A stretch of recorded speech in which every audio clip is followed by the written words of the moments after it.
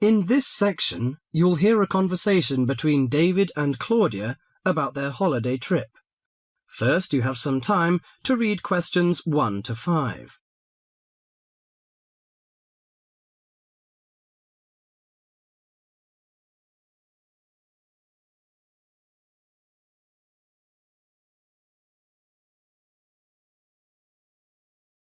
Now listen to the conversation and answer questions 1 to 5. Well, Claudia, our first semester at university is almost over. I can't wait for the holidays. Oh, me too. Why don't we go somewhere far away and forget about lectures and essays and all that hard work? Sounds good to me. How about if we go to the coast? It would be great to do some swimming and surfing.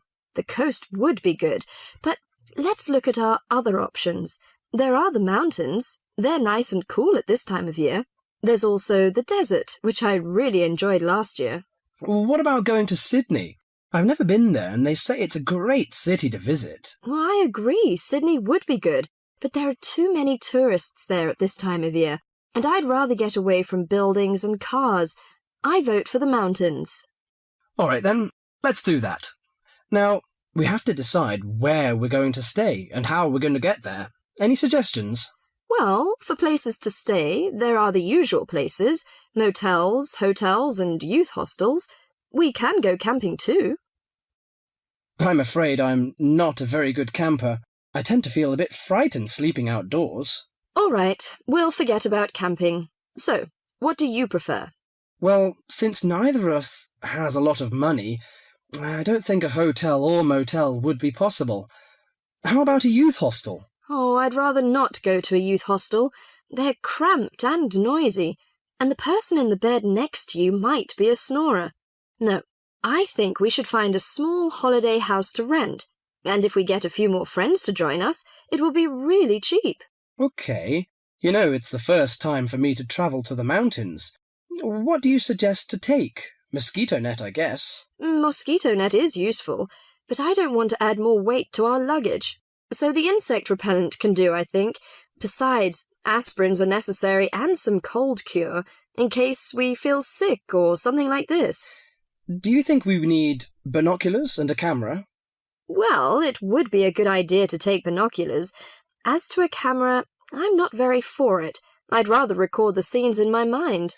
You're right. What about the money? How much do you think is enough, and how we should take it? I've learned from a friend about the cost. He told me that they spent about $480 for 1 week's tour, so I think $500 would be enough. We may need over $300 for the house. Have you got any traveller's checks? No, I haven't, but I've got a credit card and a saving card. Then take the credit cards with us. It would be more convenient to pay the house fees with a credit card.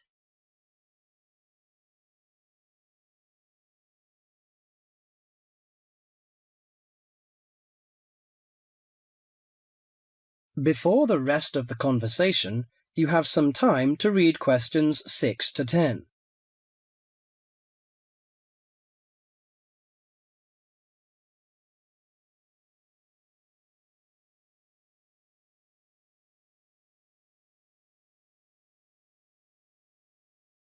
Now listen carefully to the rest of the conversation and answer questions 6 to 10. Oh, I nearly forgot the date.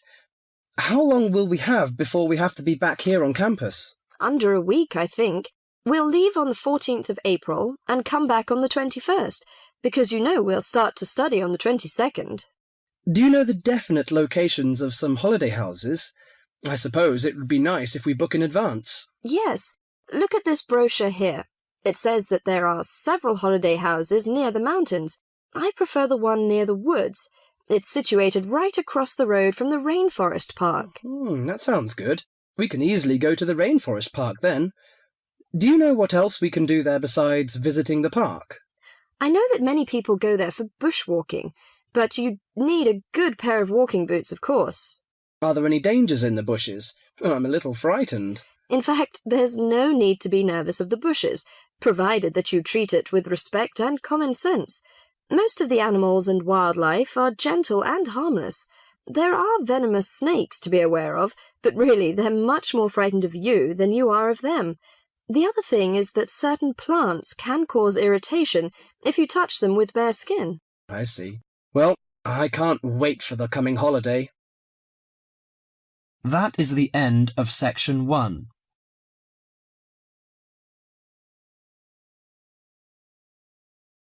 You now have half a minute to check your answers.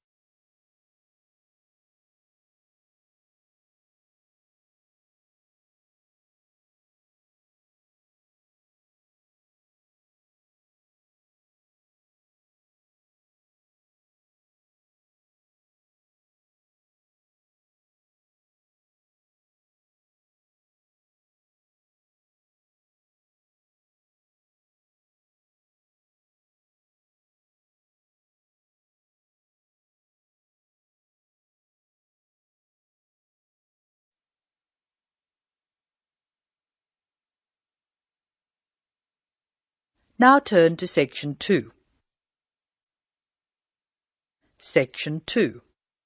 You are going to hear a student arranging to transfer between English classes. She is leaving a message on the language department's answering machine. The student's name is Mei Lee. First look at questions 11 to 17.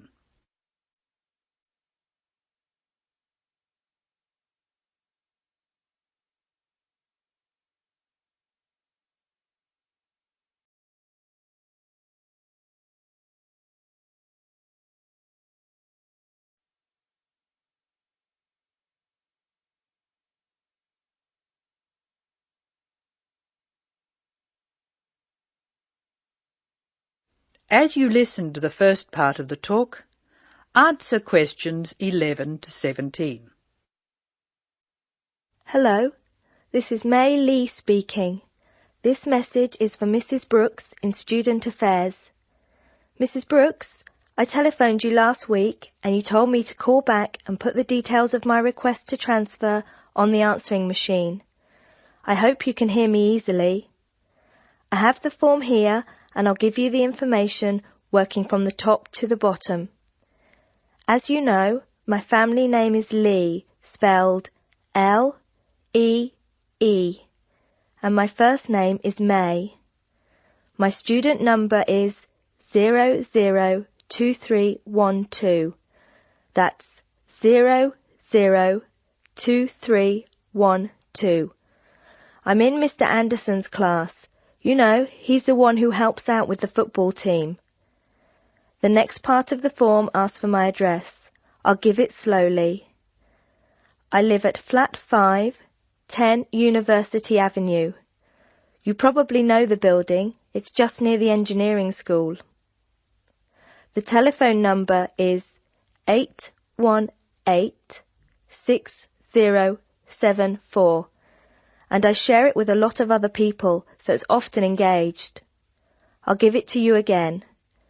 818-6074. I think that's all I have to put on this part of the form. I know you were curious about my reason for requesting a transfer, so I'll explain that next. Before you hear the rest of the talk, you have some time to look at questions 18 to 20.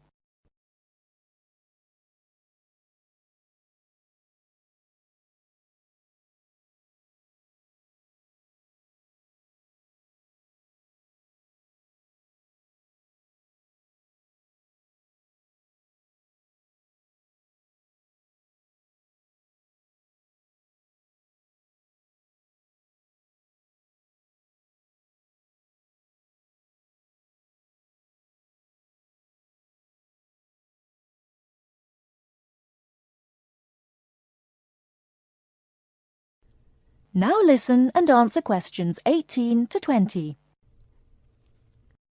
Now I'll tell you why I want to transfer between classes. Mrs. Brooks, I really like my teacher and my classmates, but I find it very hard not to speak in my own language. I just begin to think in English when the class ends, and I'm surrounded by other people from my country, so it's natural that we all speak in our mother tongue.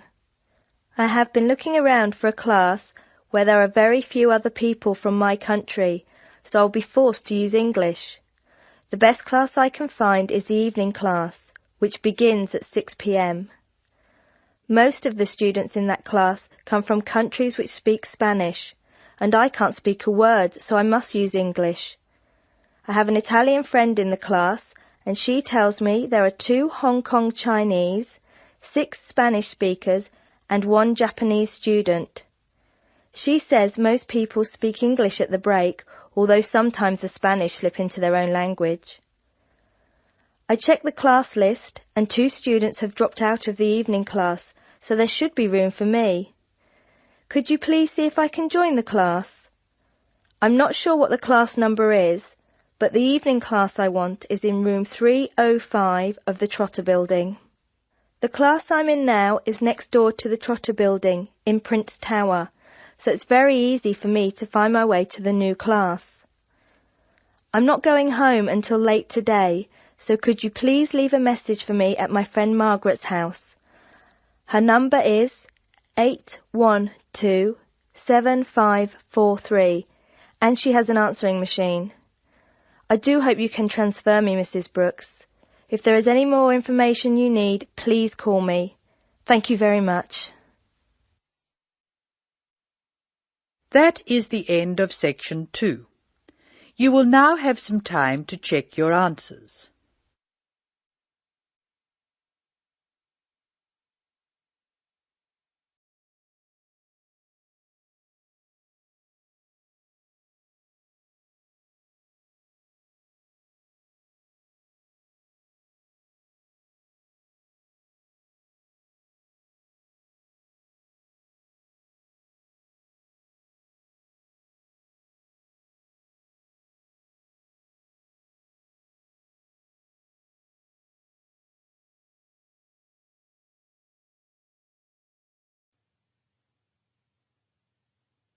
Now turn to section 3.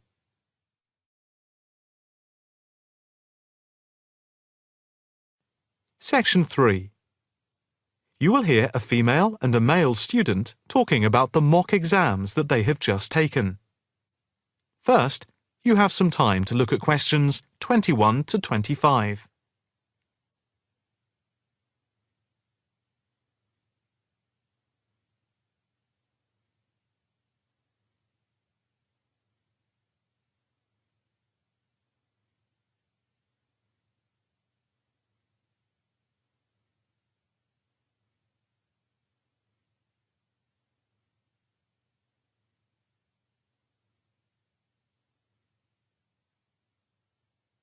Now listen carefully and answer questions 21 to 25.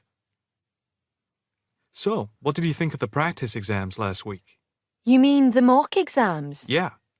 I thought some of them were tough. They were certainly hard, and generally they were very long. Yeah, they were spread over a whole week, which made it impossible to relax. Exactly. But what did you think of each test? Of the 7 exams we did, the least enjoyable for me were the 2 3-hour essay papers. Why didn't you like the essay papers? I'm not particularly good at writing things down like that in a short space of time. And I don't think it's a good way of testing our theoretical knowledge of medicine. I'm the opposite, I'm afraid. I'm much better in the written essay exams than the other types of tests. But what about the 2 multiple-choice exam papers in basic science and anatomy? They weren't too bad. If you didn't know the answer, all you had to do was guess. That's okay, but I never feel comfortable with guessing. And you know that there is research that shows that women are disadvantaged when doing multiple-choice questions compared to men. You've mentioned this before, but I'm not sure I believe it. It's true. Multiple-choice questions benefit men more than women. They are a male construct. If you say so. It's not if I say so. Anyway, you have to be careful with multiple-choice questions because of the negative marking.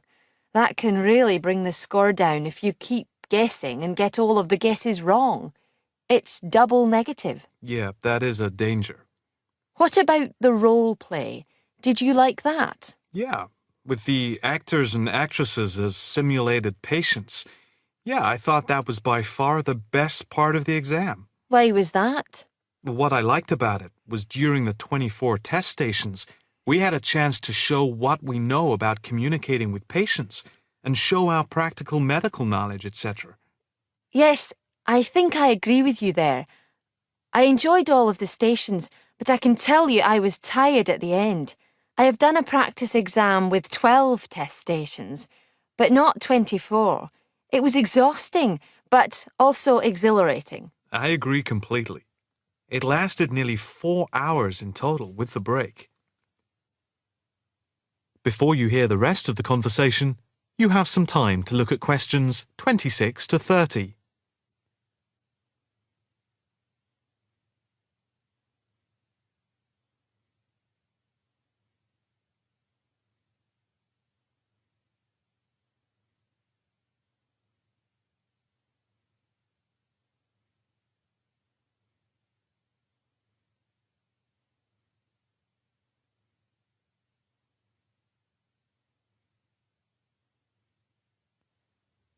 Now listen carefully and answer questions 26 to 30. What did you think of the other two exams? The two problem-solving tests? I didn't think I was going to handle them very well, but in the end, I think they went better than I thought they would.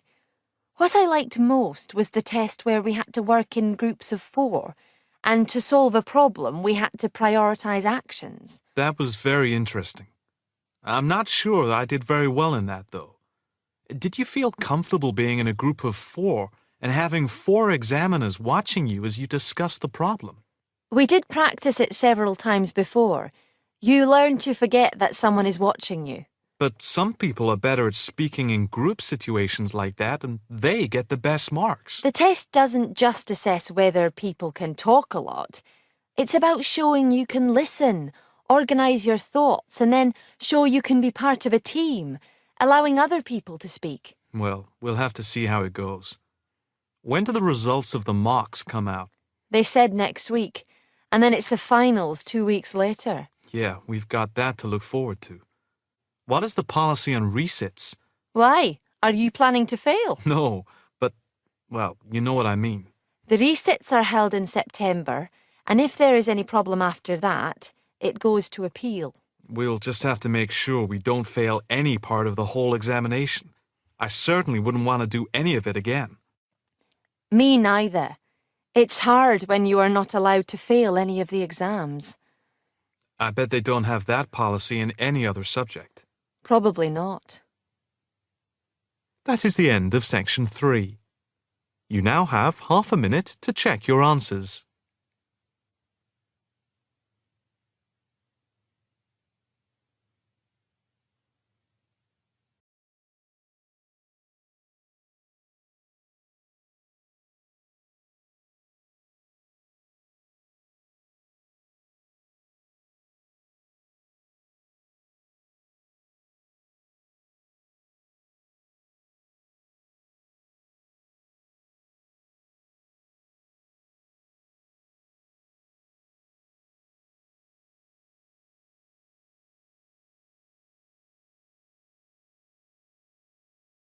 Section 4.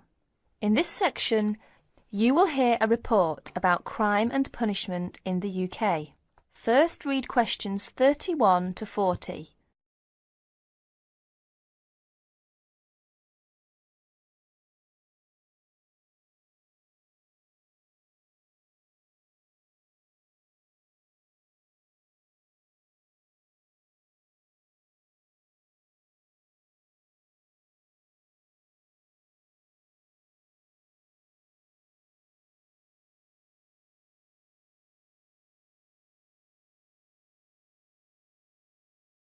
Listen to the report and answer questions 31 to 40. Like many other countries, Britain has experienced a great increase in criminal activity of nearly every kind. Nearly 5 times as many acts of violence were reported to the police in 1997 as 20 years before. Although most burglars are not caught, those who are caught overload the courts and prisons. Although The courts try, in theory at least, to use probation, community service, and other devices to avoid sentencing people to prison.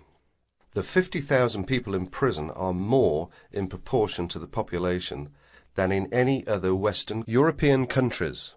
Vast sums are being spent on building new prisons, but the prisons are still overcrowded, and the humiliation suffered by their inmates makes rehabilitation difficult. Many prisoners are released early on parole. The prisons in England are run by the Home Office, though each prison has a local board of visitors who make reports about conditions and also deal with serious bad behaviour. Normally, prisoners are released after serving 2/3 or less of the time for which they were sentenced. But an offence in prison may be punished by the loss of some days of remission. There are several kinds of prisons, including open ones, and some prisoners go out to work in groups outside. Prisoners who want to study for examinations are helped to do so, and there are training courses in prisons. But in practice, some spend little time outside their cells. Most crime is committed by young males, and is opportunist and is not planned by hardened professional criminals, although these do exist in most common people's view. Crime tends to be concentrated in large cities and urban areas. About 94% of offences recorded by the police in England and Wales are directed against property, but only 5% involve violence. Rising affluence has provided more opportunities for casual property crime.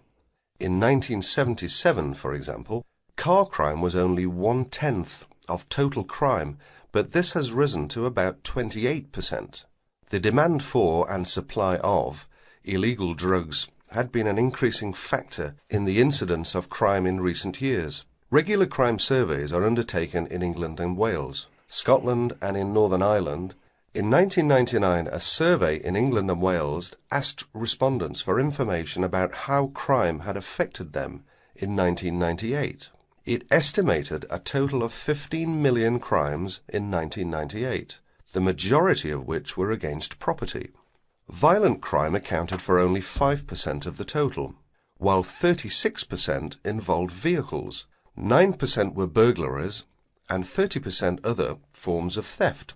These surveys, the fifth of which is in progress, indicate that many crimes go unrecorded by the police, mainly because not all victims report them. That is the end of section 4. You will have half a minute to check your answers.